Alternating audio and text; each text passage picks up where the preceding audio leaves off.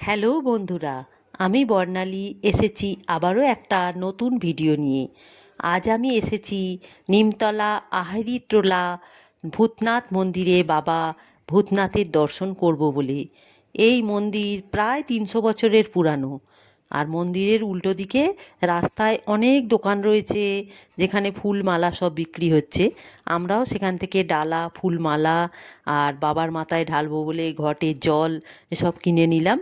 নিয়ে বাবাকে মন্দিরে গিয়ে পুজো দিলাম।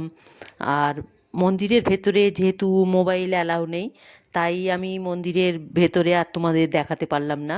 এই বাইরেটাতেই একটু ছবি তুলে ভিডিও তুলে নিলাম তোমাদের দেখানোর জন্য।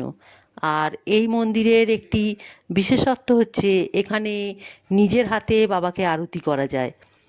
মন্দিরের উল্টো দিকেও অনেক মন্দির আছে, তাই ওই দিকেও আমি একটু আরতি করে নিলাম।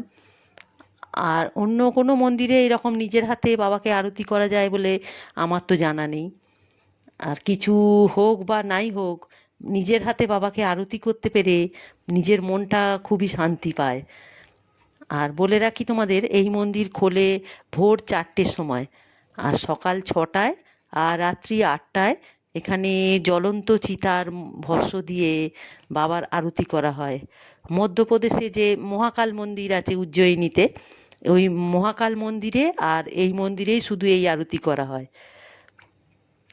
আর দুপুরবেলা 12:30 থেকে বিকাল 4:30 অবধি এই মন্দির বন্ধ থাকে। তখন বাবাকে ভোগ নিবেদন করা হয়। আর এই বাবার ভোগেতে থাকে পুরি, ক্ষীর আর হালুয়া। আর এই জন্যই মন্দিরটা তখন বন্ধ থাকে। আবার 4:30 পর আবার মন্দির খুলে যায়। আর এই আরতির এখানেই মন্দিরের একটা আর একটা আছে, যে এই আরতির ভস্ম, এই যে কর্পূরদানিতে যে কর্পূরের ভস্ম একটু মাথায় লাগাতে হয়, তাই একটু আমিও লাগিয়ে নিলাম। আর এই মন্দিরের